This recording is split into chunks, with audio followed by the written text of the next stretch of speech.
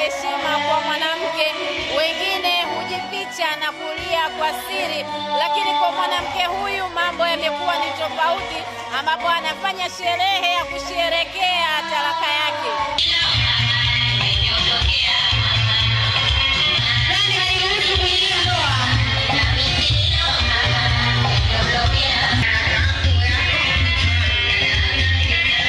Ni sherehe ya kipekee, wageni kwa mwaliko maalum, vijora na madera vikipendezesha ukumbi, na muziki wa taarabu kitumbuizwa na bendi ya Oldies Gold pamoja na Husna Chitoto kutoka Zanzibar.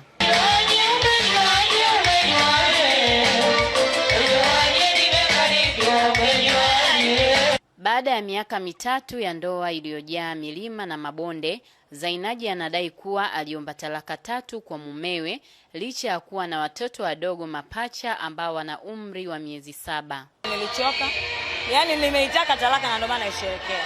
Sina wasiwasi, sina matatizo, wala sio matatizo yangu. Kwenye changamoto za maisha ya ndoa anayejua ni mke na mume ndani.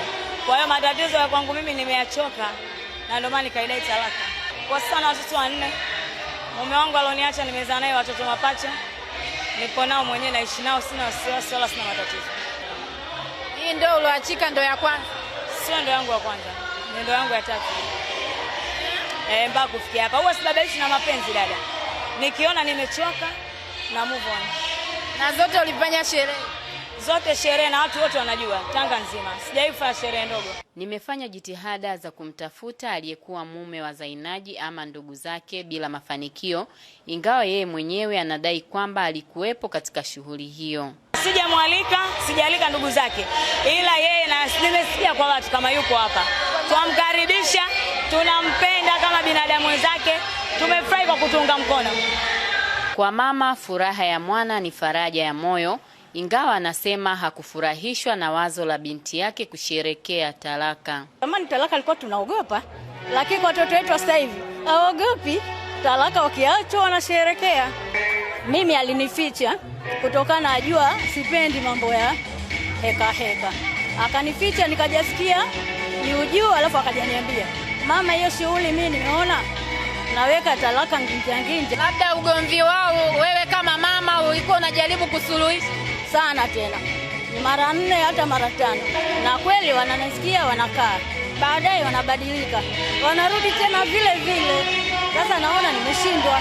Wageni waalikwa wengine walicheka, wengine waliguswa, wakisema wazi kuwa hawajawahi kuhudhuria sherehe ya aina hii. Nilivyosikia usiku wa talaka nginja, mimi mwenyewe nimeenjoy.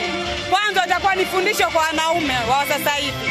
Wajua wanawake wa sasa hivi hawaogopi kuachwa. Kwa sababu hata mimi ni mpambanaji, najua kuitafuta hela. Kuachwa sio jambo geni wala si la ajabu. Umenielewa? Mwanamke yote ambaye anajiamini unaweza kuolewa na mwanamume, mkishindana unaachwa. Sasa unang'ang'ania ndoa ambayo haina maana. Tumekuja kwa ajili ya kuangalia muziki na kuangalia ni namna gani huyo ambaye anasherekea talaka atakuwa kwenye motion gani. Tunataka tuangalie, je, ni kweli tunapowapa talaka wanafurahia au wanaonesha tu mbele za watu lakini moyoni wanaumia.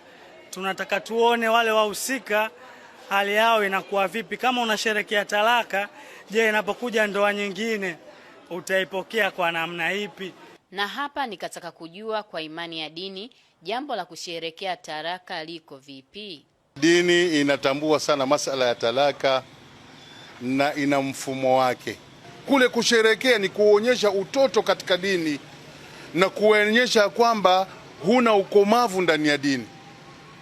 Sasa tunatakiwa sisi kama viongozi tuwasaidie watu kama hawa katika kuweza kuwaelimisha au kuwaelimisha jamii kwa ujumla juu ya thamani ya dini.